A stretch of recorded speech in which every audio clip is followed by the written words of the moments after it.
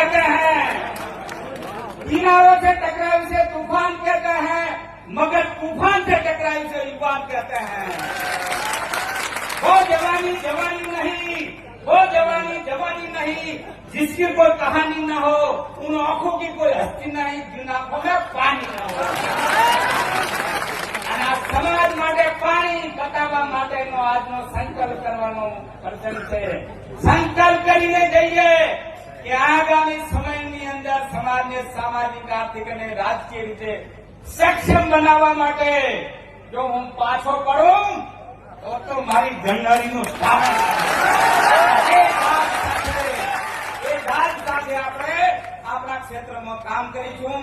આજે દિયોદરના આંગણે સદારામ બાપુના ચરણોમાં આ છાત્રાલયની અંદર સમાજ સૌ અહીં તમે ઉપસ્થિત રહ્યા, તમારું હું વંદન કરી અને સૌનું સ્વાગત કરું છું અને આ નવો ઇતિહાસ સમાજ